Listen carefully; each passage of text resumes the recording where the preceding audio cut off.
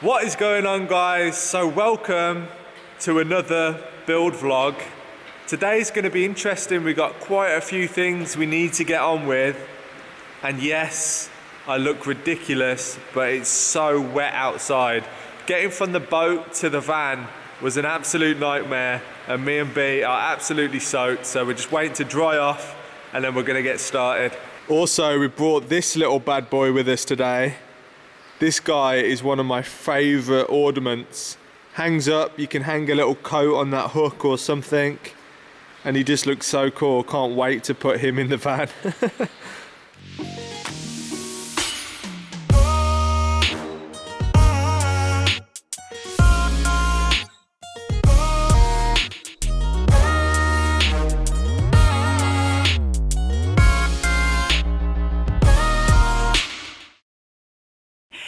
And before we get started with today's project, I'd like to say a massive thank you to Squarespace for sponsoring this video. Their support helps us continue the build and bring these videos to you guys. So, task number one for today is figuring out how we're going to put a nice shelf up here for all of our blankets and pillows and whatnot. Also, guys, we were doing some tests yesterday with some different pieces of wood, and we really like this pallet wood that's been cut into strips. We just cut it with a handsaw and it just looks really cool, the different colours and the different shades. Not sure what we're going to do with it yet, but we're liking it. Okay, so I've measured it and I'm going to create a template out of a massive piece of cardboard that we've got, just so we can mess around with it and figure out the right one before we cut out a piece of ply to go on there. Because we literally only have a small amount of 12mm ply left that we're going to use for that shelf, and we don't really want to buy another sheet because it's like, I think it's like £25 a sheet or something crazy, so we don't want to do that. We're going to make do with what we've got, but it means that we have to be super precise because it should just fit. So yeah, another tip, keep hold of cardboard. It's very handy for creating templates. We've used cardboard templates for the insulation, for the actual like cupboards in bed, and now we're doing it for the overstorage, so yeah, do hold on to it. Cardboard's good, guys. It is. The really good thing about cardboard is that you can trim it very easily with scissors. So it's just easy to work with, and I thought about using a 3mm piece of ply to make the template, but it's just a lot harder to cut. You end up having to get the jigsaw out, and it just takes a lot longer, so cardboard is a winner. So I don't know if I've mentioned this thing before, but it's called a contour gauge, and this is going to come in very useful for when B marks up the area that we need to cut. So how it works is you just push it on the angle and it sticks out, and there we have the perfect angle to trace around on the cardboard. Oh. Did you just do the splits? I nearly fell. So yeah. And then look at that, you can just draw around it and you get the perfect measurement to cut out. First time, every time. Okay, so this is the template we've made out of 3mm ply. It was left over from the panel walls in the van when we first got it. So we've made sure that that fits pretty much perfect, and then put it on here and use it as a template. So this is the actual wood that we're going to be using. Is this 9mm or 12mm? 12.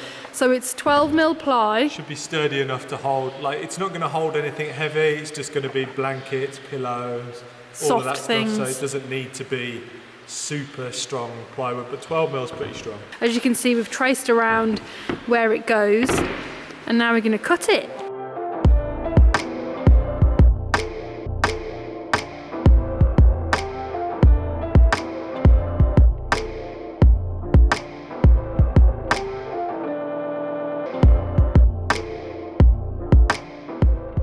So our overhead shelf is ready, it's cut, it's ready to go up, but first we're going to cut the cushions. So our overhead shelf is all cut, but before we fix that in place, we need to go out, get some brackets. So before we go out, we're going to cut the cushions to size for our L-shaped bench seating area. Oh, this is scary. B is just marking up whereabouts we need to make the cut. It is quite scary because we've only got one. We've only got one that's this length, and if we mess it up, then we're screwed basically. But no, what and they're expensive. They are expensive. They're one of a kind off eBay. One of a kind. I've basically marked it way bigger than it needs to be because it's easier to trim off than it is to, once you've cut it off, you know. So I've made it longer. I've measured it about 1 inch longer than it needs to be because during the cutting process we might end up trimming extra off, or you just never know. So we'll trim this, see how it fits, and then we can always trim it down again. I know you guys love the granny look. Don't worry guys, this will be covered. We've had lots of comments saying about the granny look. It will be going. Stay tuned. What B's doing now is just chopping off the fabric so that we can cut through with this beast, and that should go nicely through the foam. But yeah, this stuff's quite tough.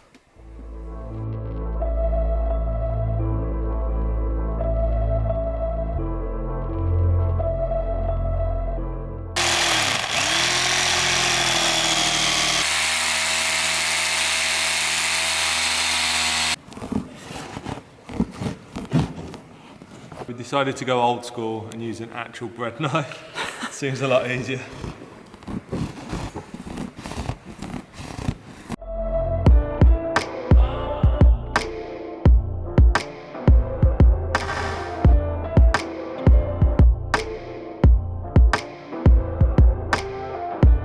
So we're now pros at the cushion cutting thing that we're doing.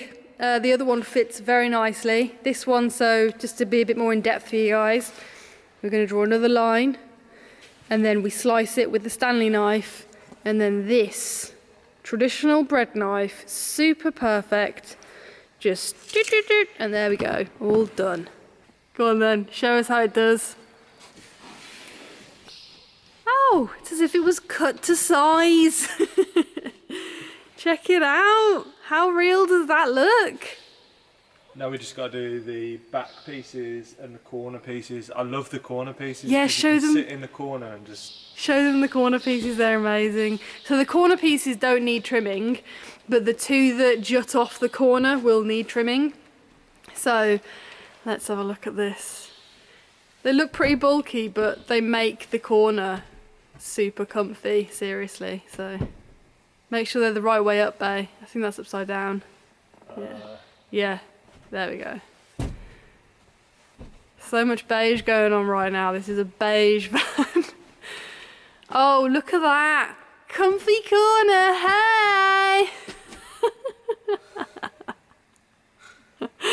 chilling. So, as you can see, we've got the corner cushions. They're the only pieces of foam that do not need trimming. So, do you want to just whack the other ones on and see how big they are? Okay, that literally needs chopping in half. And then that one almost fits actually. So, it'll butter right up to here. Trim that bit off. Poofed. And there we go. Then it's all done.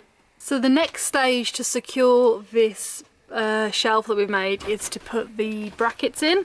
So we haven't put them in yet. These are just, they've been put in temporarily to get the correct height. So now what we need to do is take these back out. We've marked on there where the bolt goes in, make a new hole for our bolt to go in through, and then we're going to spray these matte black so they're not, right now they're not too bad on camera, but they're actually a really weird shade of glossy brown. So we're going to spray them matte black to blend in, and then when that's all done, this is going to get covered in carpet as well, so it blends in really nicely with the rest of the headliner. And then we can fix it in place, and then that's pretty much done. So we finally got hold of another clamp, which makes life a lot easier for making straight lines. We're just... You've retired from... I've retired from being the human clamp, haven't I?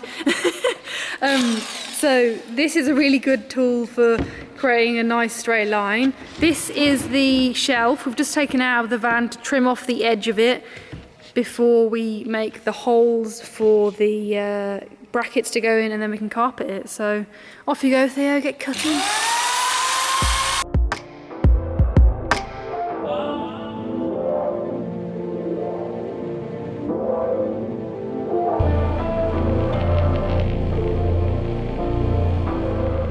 Love these, absolutely amazing. That looks really painful. So we're drilling a hole big enough for this bolt to fit through. This is the one that goes on the actual sprinter through the headliner that came with it. So that's what we're doing now. So Theo has now drilled gigantic holes. No, these is for the top bolt and that's for the bottom bolt. And we're going to spray them with this stuff so they blend in nicely.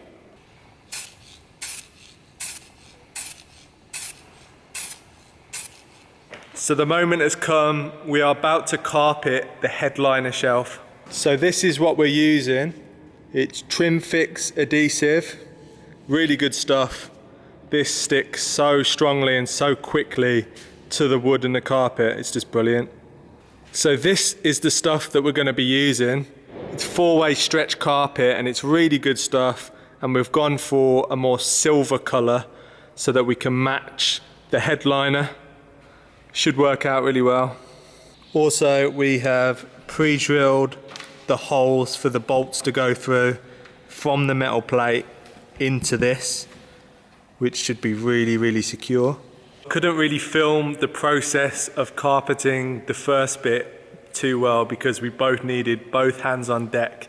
It's quite complicated. It shouldn't be that complicated, but you just need two people. So B's just cutting where the seam's gonna go all the way around the back. So you won't be able to see it because it will be right in the cupboard. So I put these outside so they would dry quicker in the sun, and they look really good. Matte black. It's worked really well.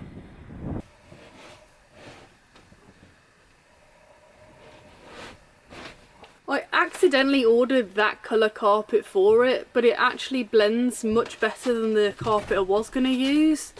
This is the carpet I was going to use. Slightly darker grey. And this is the one we've gone with. And the black sprayed brackets look much nicer than the brown ones. Well, much nicer than when they were brown, actually. They were like a purple. They were like a bizarre, let's call it aubergine, shall we? Yeah, it was an aubergine. It was aubergine, which is generally a nice colour, but looks better black. It matches the rest of the cab, so. Yeah, look from underneath. Oh, wow. Matchy matchy. I love it. I'm so happy with it. So the top tip for today, wedge your bolts, drill little holes, put the bolts in a piece of wood, spray them, and then they'll dry nicely. So these will be visible from the cab, so we wanted them to match. Sprayed them, just letting them dry, and then they'll be going in there. That's it, guys. It's all in. It's looking really nice. We're super stoked with it. And I'm happy that I took the extra effort at spraying these because it looks really nice. Even the bolts blend now.